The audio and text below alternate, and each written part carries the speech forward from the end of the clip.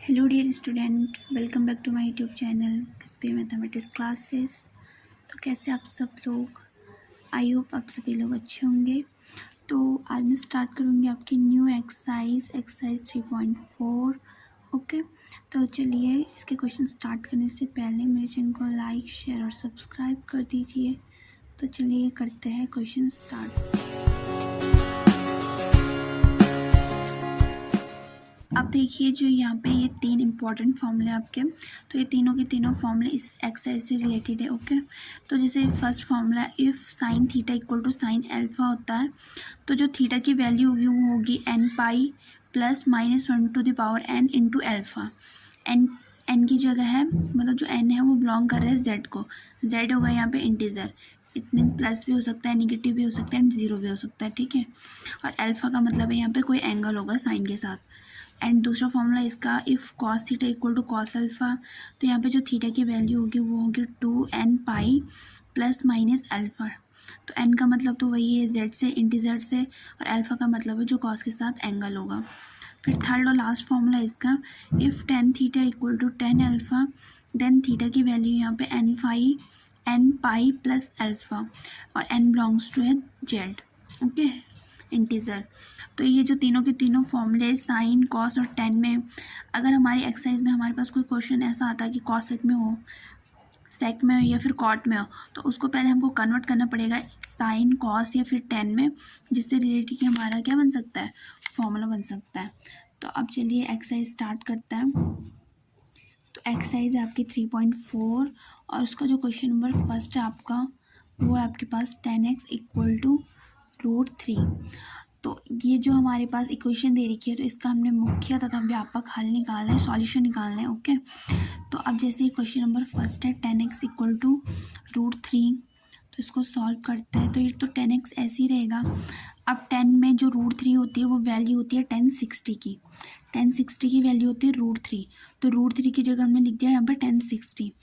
अब 1060 को हम क्या लिखेंगे, रेडियन में 10 पाई/3, क्योंकि 60 को लिखते हैं रेडियन में पाई/3। पाई का मीन्स हो गया 180/3, तो 60 आएगा। तो 10 पाई/3 तो लिख दिया हमने, तो हमारा आ गया अब 10x इक्वल टू 10 पाई/3।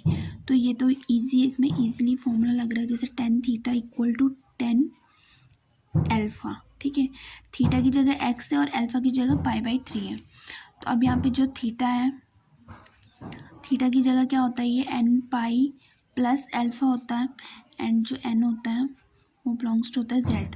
तो थीटा की जगह हम लेंगे x, क्योंकि यहाँ पे 10x है, थीटा की जगह x है, तो ये हो जाएगा x इक्वल्स टू फिर n। तो n की जगह क्या है, इंटीजर है, तो अभी तो ये हम पहले निकाल रहे हैं यहाँ पे कौन सा, व्यापक हल। तो इसमें n की कोई वैल्यू नहीं रखते, तो ये n पाई हो जाएगा प्लस, और अल्फ़ा की जगह आ जाएगा आपका पाई/3। तो ये जो आपका सॉल्यूशन आया है, कौन सा सॉल्यूशन है, व्यापक वाला। ठीक है, तो ये आपका व्यापक हल। अब इसी की हेल्प से हमने निकाला है इसका जो मुख्य हल होता है। इट मीन्स n की जगह इंटीजर है, तो n की जगह हम 0, -1, 1, 2 कुछ भी रख सकते हैं, तो उसकी हेल्प से निकलेंगे इसके मुख्य हल। तो ये हो गया आपका व्यापक हल, जिसमें हमने अल्फ़ा की सिर्फ और सिर्फ अल्फ़ा और थीटा की वैल्यू रखी है। ठीक है, तो नेक्स्ट निकालते हैं इसका मुख्य हल। तो n इक्वल्स टू 0 पे निकालते हैं, n इक्वल्स टू 0 पर। तो पहले हम अपना यहाँ पे व्यापक हल लेंगे, तो व्यापक हल है हमारा x equal to n pi plus pi. अब हम n इक्वल टू 0 पे निकाल रहे हैं, तो ये तो हो जाएगा आपका, क्योंकि n की जगह 0 रखें तो 0 इंटू पाई 0, तो ये बच जाएगा आपका पाई/3। तो n इक्वल टू 0 पर जो हमारा फर्स्ट जो मुख्य हल आया है, यहाँ पे पहला जो मुख्य हल आया है वो आया है क्या, पाई/3। अब दो मिनिमम हमको क्या निकालना है, दो हल निकालने हैं यहाँ पे, तो अब निकालेंगे n इक्वल टू 1 पर। तो n इक्वल टू 1 पर निकालेंगे, तो यहाँ पे n की वैल्यू रखेंगे, तो 1 इंटू पाई कितना हो जाएगा, पाई प्लस पाई/3। तो इसको सॉल्व करेंगे तो ये आ जाएगा आपका 4 पाई/3। ओके, तो ये हो गया आपका दूसरा मुख्य हल। ओके, मिनिमम हमको दो मुख्य हल निकालना है, और व्यापक हल तो यहाँ पे एक ही होगा, इसी की हेल्प से निकलेगा हमारा कौन सा, मुख्य हल। अब देखिए जो नेक्स्ट क्वेश्चन है क्वेश्चन नंबर 2, तो उसमें दे रखा है हमारे पास sec x इक्वल टू 2।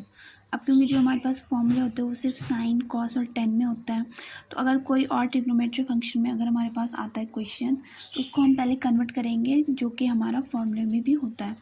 तो यहाँ पे जो sec x होता है वो रिवर्स होता है किसका, cos x का। तो sec x की जगह हम लिख सकते हैं 1/cos x, okay, equal to 2। अब क्योंकि हमें cos x ऊपर चाहिए, जैसे कि cos theta equal to cos alpha वाला फॉर्मूला बन जाए, तो cos x को हम इधर लेके जाएंगे और 2 आ जाएगा यहाँ पे डिवाइड में, तो जाएगा 1/2 cos x। अब cos x इधर लेंगे और जो 1/2 होती है तो cos में किसकी वैल्यू होती है, cos 60 की, और cos 60 को लिखते हैं रेडियन में cos π/3। तो अब यहाँ पे फॉर्मूला यूज़ होगा हमारा, चूँकि cos थीटा इक्वल टू होता है cos अल्फ़ा, देन यहाँ पे जो थीटा का फॉर्मूला होता है वो होता है 2n pi plus minus alpha. तो n बिलोंग्स टू z है, वो भी लिख सकते हैं हम आगे में, क्योंकि यहाँ पे जो हम लिखेंगे वो कंप्लीट फॉर्मूला लिखेंगे, ओके। तो आप इसे ब्लैक पेन से भी लिख सकते हैं जिससे कि वो हाईलाइट हो जाए यहाँ पे। तो अब थीटा की जगह क्या है, x है, तो यहाँ पे सबसे पहले तो निकालेंगे हम इसका व्यापक हल, जिसको बोलते हैं जनरल सॉल्यूशन। तो जो व्यापक हल निकालेंगे हम, थीटा की जगह लेंगे x, क्योंकि cos theta equal to cos alpha है, तो इससे मैच कर रहे हैं ना ये, थीटा की जगह x है और अल्फा की जगह π/3 है। तो फिर इसमें रखेंगे वैल्यू, तो थीटा की जगह x आ जाएगा 2n pi plus minus alpha की जगह क्या है यहाँ पे π/3, ओके, यहाँ पे प्लस माइनस है। तो ये आ गया इसका जनरल सॉल्यूशन। अब निकालेंगे हम इसका मुख्य हल, इट मीन्स प्रिंसिपल सॉल्यूशन। तो n की जगह, n क्योंकि इंटीजर होता है तो 0 1 2 -1 -2 हम कोई भी वैल्यू इसकी जगह ले सकते हैं, ठीक है। तो अब जैसे सबसे पहले निकालते हैं n इक्वल टू 0 पर, तो ये 0 हो जाएगा क्योंकि वैल्यू इसी में रखते हैं अपनी, तो n इक्वल टू 0 है तो ये 0 हो जाएगा कंप्लीट। तो यहाँ पे क्या आएगा आपका x इक्वल टू π/3। तो जो फर्स्ट आपका जो प्रिंसिपल सॉल्यूशन आया है मुख्य हल, वो आया आपका π/3। तो मिनिमम हमको 2 निकालने होते हैं, तो अब निकालते हैं n इक्वल टू 1 पर। तो n इक्वल टू 1 पे क्या आ जाएगा, x इक्वल टू, क्योंकि यहाँ पे रखेंगे हम, तो n इक्वल टू 1 है तो ये हो जाएगा आपका 2 पाई, और बीच में हम प्लस माइनस में से कोई भी साइन यूज़ कर सकते हैं, प्लस भी माइनस भी।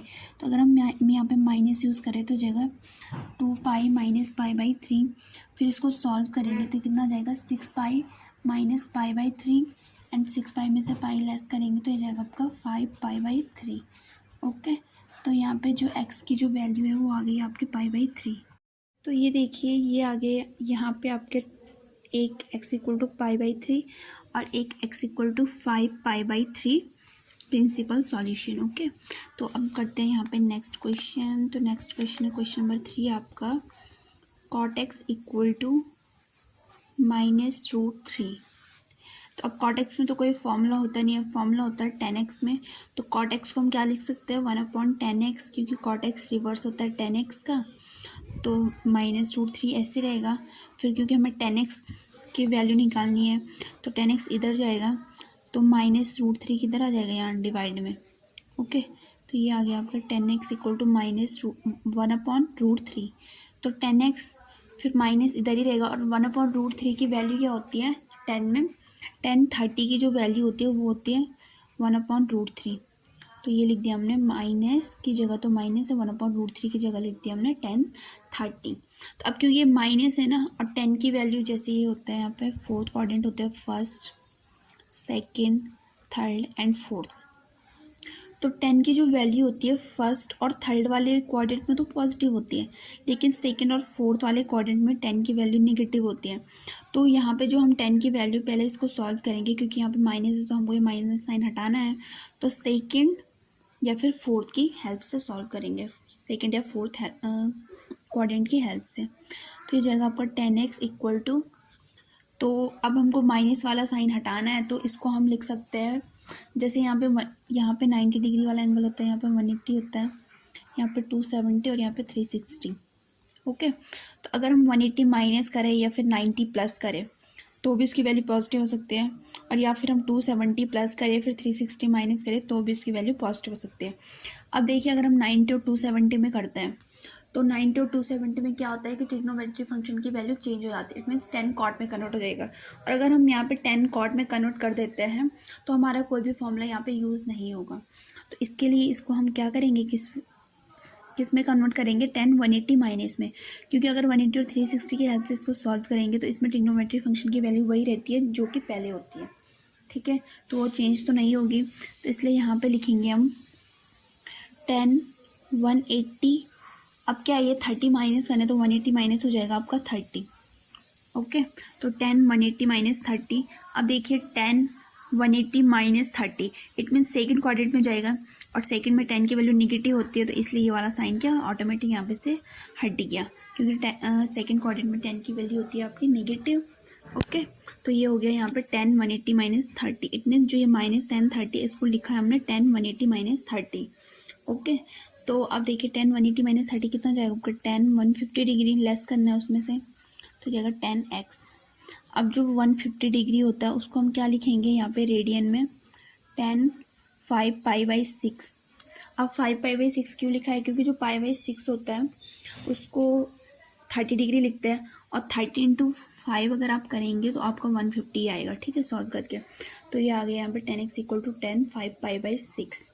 अब यहाँ पे एक फॉर्मूला लगेगा आपका 10x = 10 अल्फ़ा, क्योंकि अब ये दोनों सेम हो गए ना, तो यहाँ पे हमारा क्या लगेगा, फॉर्मूला लगेगा 10x = 10 अल्फ़ा।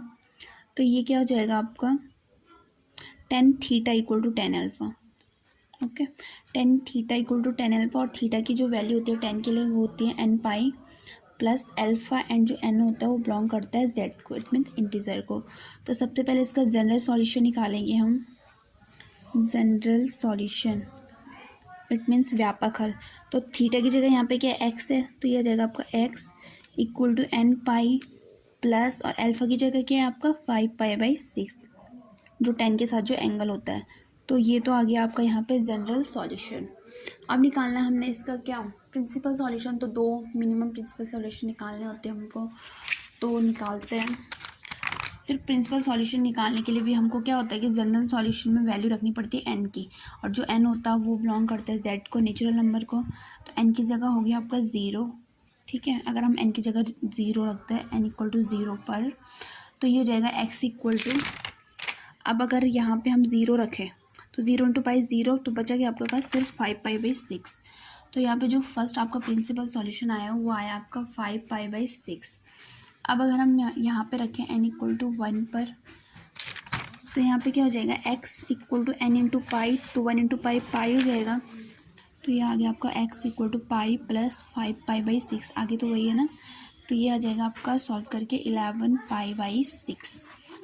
तो ये आ गया आपका यहाँ पे दूसरा प्रिंसिपल सॉल्यूशन, ओके। ये वाला क्वेश्चन हो गया आपका यहाँ पे सॉल्व।